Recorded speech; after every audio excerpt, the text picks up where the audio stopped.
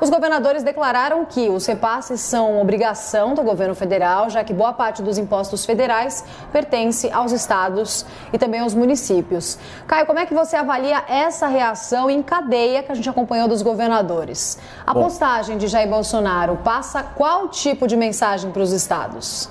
Eu vou usar como exemplo o vergonhoso e inadmissível colapso na saúde do Rio Grande do Sul, estendendo aí toda a minha solidariedade às vítimas da Covid-19 e os seus familiares, desse estado que é tão querido para mim.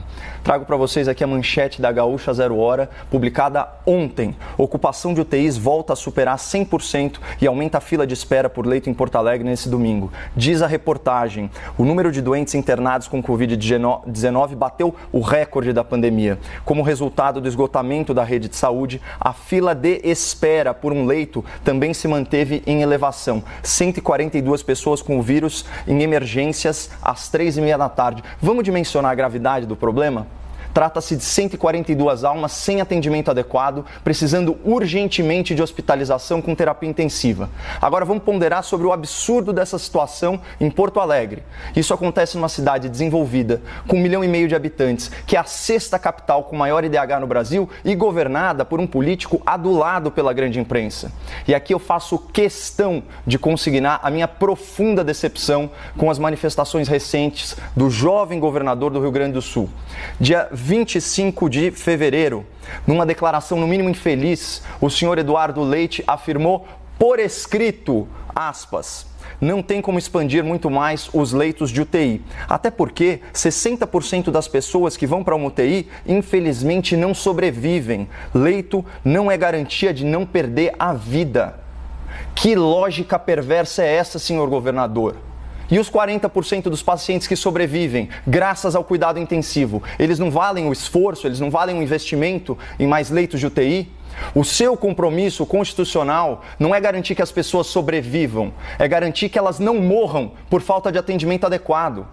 A sua preocupação, na verdade, deveria ser só de ordem humanitária, mas, já que a sua frase denota uma visão utilitarista, quase maquiavélica sobre a gestão pública, eu vou tentar persuadir o senhor a cumprir a sua obrigação de uma outra forma, Ao escancarar essa falta de empatia, o senhor está comprometendo o seu futuro político. Governador, situe-se, ou melhor, comporte-se.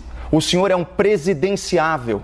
Até nós, paulistas, sabemos que Eduardo Leite é o nome preferido e favorito do PSDB para a corrida presidencial de 2022. Mas para isso, o senhor precisa pelo menos fingir que se importa com as pessoas. Então, mais uma vez, ouça o conselho da dona Mariângela. Se você não é generoso por caráter, seja por inteligência. Aliás, falando em inteligência, o governo do Rio Grande do Sul foi bem esperto nessa pandemia.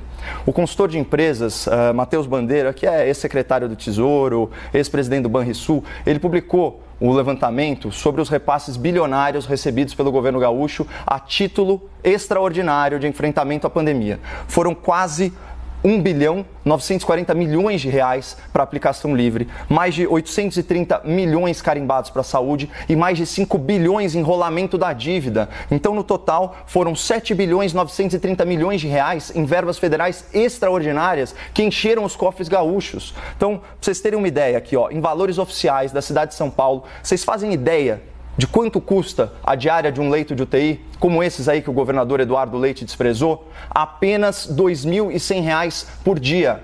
Então, quem enfiou quase 8 bilhões de reais no caixa podia ter reservado uma parte para cuidar melhor dos pacientes gaúchos, não é verdade? Mas não. O que fez o jovem governador gaúcho, aí com toda a sua jovialidade e esperteza? Ele usou os recursos extraordinários do governo federal para pagar despesas correntes do Estado. E é o que confirma essa outra manchete da Gaúcho Zero Hora, que foi de junho. Dinheiro do Socorro Federal termina horas depois de entrar nos cofres do Estado. Os recursos evaporaram. E sabe o que é mais triste? Olha esses mesmos fatos noticiados pelo jornalismo amestrado, para usar a expressão do nosso colega Políbio Braga.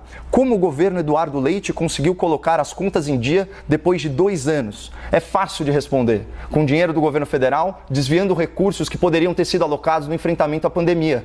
Fácil, né? Só que a conta chegou agora e ela foi cobrada em vidas humanas perdidas na fila de atendimento dos hospitais de Porto Alegre. E esse é só o caso dos gaúchos. Agora, essa lógica ela se repete por todo o Brasil, né? Segundo o Banco Central, mais de 38 bilhões de reais repassados pelo governo federal sequer foram gastos em 2020 e estão aí recheando os cofres de estados e prefeituras. Muitos governadores e muitos prefeitos se aproveitaram fiscalmente da pandemia, não incrementaram de forma adequada seus sistemas de saúde e agora, com apoio maciço da imprensa militante, jogam toda a responsabilidade da sua negligência na saúde nas costas do governo federal. Então, do ponto de vista fiscal, essa pandemia fez o país empobrecer, enquanto estados e municípios enriqueceram. Então, se você quiser ser massa de manobra e automaticamente ficar culpando o presidente da República ou o ministro da Saúde pela falta de leitos em hospitais municipais, em hospitais estaduais, fica à vontade, esse daqui é um país livre. Mas saiba que a sua crítica é injusta e reflete apenas uma predileção política, não a realidade contábil dos fatos.